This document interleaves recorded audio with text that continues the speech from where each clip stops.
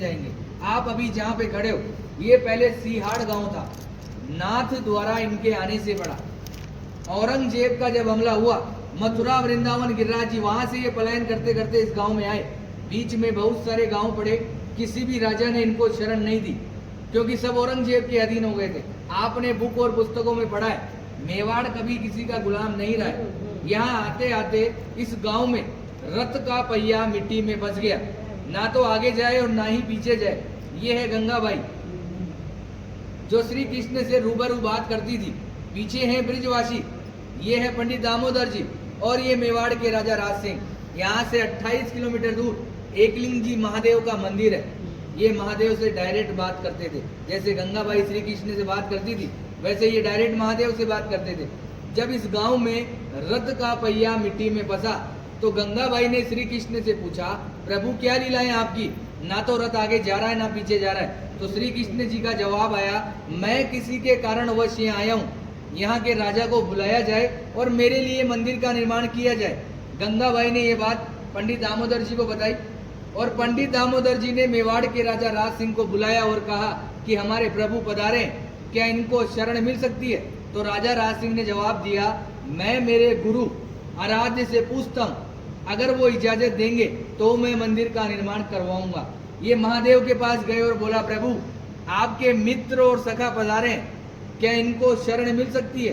तो भोलेनाथ ने एक सुंदर सा जवाब दिया, मेवाड़ की जनता अगर इसके नखरे उठा ले तो ही इसी को रोकना है, अन्यथा जाने देना है, क्योंकि ये अलग अलग श्रृंगार करता है, 8 समय की झांकियां लेता है और अलग अलग भोग लेता है। घूम फिर के ये बात गंगाबाई के पास आई, और गंगाबाई ने श्री कृष्ण को बताया, प्रभु आपके लिए तो महादेव ऐसा ऐसा बोल रहे हैं। तो इन्होंने भी एक सुंदर सा जवाब दिया कि वो है बोला, नाम से भी बोला है, काम से भी बोला है। उसको तो 2 रुपए की राख लगाकर बैठा दो तो बैठा रहेगा, मगर मेरे नखरे वो जानता है। मैं मेवाड़ की जनता को वचन देता हूँ, मैं यहाँ का जल भी ग्रहण नहीं करूँगा।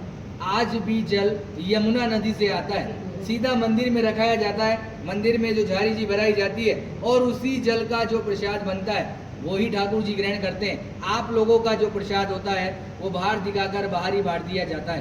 कहते हैं किसी के कारणवश ये आए, मीराबाई की कजन सिस्टर अजब कंवर बाई साहब, इनके साथ पासे खेलती थी चौपट। श्री कृष्ण को पता थी कि आज मेरे साथ ये पासे क्यों खेल रही है, मगर श्री कृष्ण जी जान चला के हारते गए और अजब कंवर बाई साहब को जिताया और बोला कि मांग तुझे क्या चाहिए। तो अजब कंवर बाई साहब ने कहा कि आप मेरे मेवाड़ में पधारिए। आज 350 साल हो गए ठाकुर जी को यहाँ विराजते हुए, 150 साल बाद अपन भी जीवित रहे कि ना रहे, ये वापस जतीपुरा चले जाएंगे। आज भी निज मंदिर में रथ रखा हुआ है, नाथद्वारा के मंदिर में गेट नंबर 2 के पीछे कांच में वो बिल्कुल पैक है।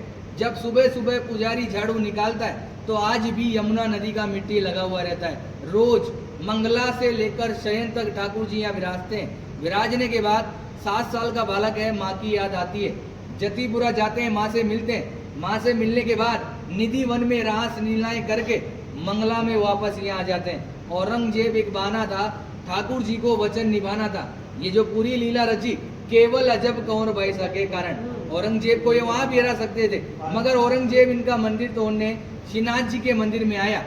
उसकी माँ भी उसके साथ आई। जैसे ही औरंगजेब मंदिर के अंदर गया, अंधा हो गया, उसको कुछ नहीं दिखाई दे रहा। बाहर आके बोला, माँ मैं अंधा हो गया, मुझे कुछ नहीं दिखाई दे रहा। तो माँ ने कहा, बेटा ये है छलिया, छल करता है, मगर तूने मेरी बात नहीं मानी, अब तू इसके पैर पकड़ेगा तो ही ये तेरे को माफ करेगा। मगर औरंगजेब घमंडी था, वो वापस मंदिर के अंदर गया, थक हार के उसने ठाकुर जी से माफी मांगी और ठाकुर जी ने उसको माफ किया। माफ करने के बाद ठाकुर जी ने उसकी आंख उसको वापस दी। आंख देने के बाद औरंगजेब बहुत खुश हुआ। खुश होने के बाद जो कोहिनूर डायमंड हीरा जो ठूठी पे लगाया जाता है, वो औरंगजेब की माँ ने ही वेट किया था। आज भी होली के अगले दिन, दुलंडी के दिन बादशाह की सवारी निकाली जाती है। उसमें औरंगजेब का पूरा बाकायदा आदमी बनाया जाता है। उसको पूरे नाथद्वारा में जुलूस द्वारा निकाला जाता है। निकालने के बाद उसको मंदिर में ले जाया जाता है, और मंदिर में ले जाने के बाद पनिशमेंट के तौर पे मंदिर की सीढ़ियों को दाढ़ी से झाड़ू साफ करता है। ये कहानी रियल है और 150 साल तक होती रहेगी। उसके बाद यहाँ से ठाकुर जी वापस ब्रिज में चले जाएंगे। आपने हमेशा श्रीनाथ जी के दर्शन धक्का मुक्की टल्ला खाकर किए, मैंने भी किए, आपने भी किए, मगर यहाँ मैं आपको 8 दर्शन कराऊंगा मंगला से लेकर शयन तक ठाकुर जी क्या खाते हैं, क्या पहनते हैं, वो सब बताया जाएगा। उससे पहले आपको इस कमरे में जाना है। 252 वैष्णव की वार्ताएं शॉर्ट में दे रखी है, वो आपको पढ़नी है। पढ़ने के बाद 10 मिनट का टाइम है, आप आराम से मोबाइल द्वारा फोटो लीजिए, फिर अपन चलेंगे 8 दर्शन में। जय श्री